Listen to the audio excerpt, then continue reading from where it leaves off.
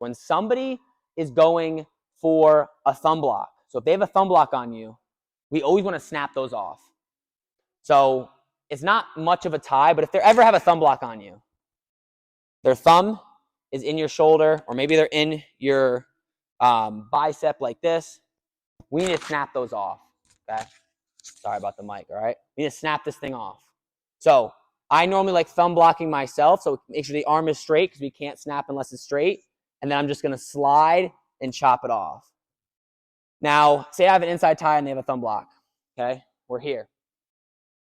One thing that's important is as I go to snap the thumb block, I'm going to move my shoulder backwards.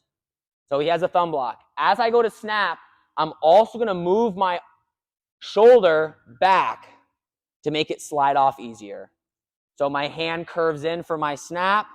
I snap at the wrist and dip my shoulder back so that it's a super easy snap. Again, one more time, we're here. My opponent has a thumb block. I make sure the arm is straight. If it's bent a little bit, I'll push it straight with my own thumb block. Now that the arm is straight, I slide my hand down, pinky at his arm. I snap at the wrist, dip my shoulder backwards, and chop that off. Again, get to your tie-up and firing at your shot. Every time, clearing their tie-up, get to your tie-up, and shoot. You don't have to have one tie-up. You can have a couple different ones, but that's the concept, okay? Now, if they have elbow control, you've got to be aware of this. Remember the key concepts I said. Once you find your favorite tie-up, you need to know what they can do from their tie-up. So say your favorite tie-up is an inside tie. Favorite tie-up's an inside tie. But they start grabbing your elbows. And you're like, why are they grabbing my elbow so tight? They must love elbow control. If I sense that they like elbow control and they're pulling these elbows in, I need to use thumb blocks to create space.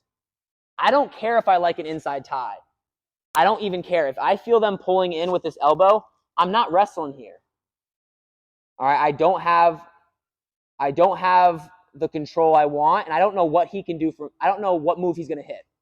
So if he grabs my elbow, I'll use my own thumb blocks to create space, hand fight, and get to a position where I feel more comfortable. So I'll essentially, like, if I'm in an inside tie and they have a thumb block, when they have elbow control, I'll create space with my thumb block. I'll hand fight out of that position and get back to my inside tie. But once I get back to my inside tie, I'll be a little quicker to set up and shoot. So I'll show you what I mean. I go inside tie, he has my elbow, okay. Especially, see how my hand doesn't even have the inside tie anymore? This is no good.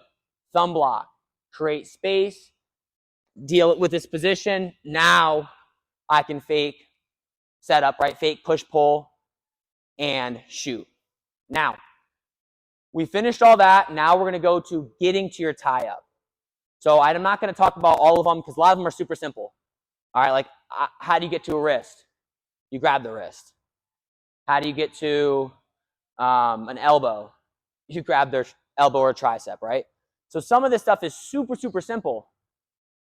That's why the video isn't a bunch of like crazy moves the whole time. It's just key concepts. There are a couple things you need to know about clearing ties, but a lot of things is simple. Clear their ties. Get rid of their ties. Get to your tie-up. Get to it.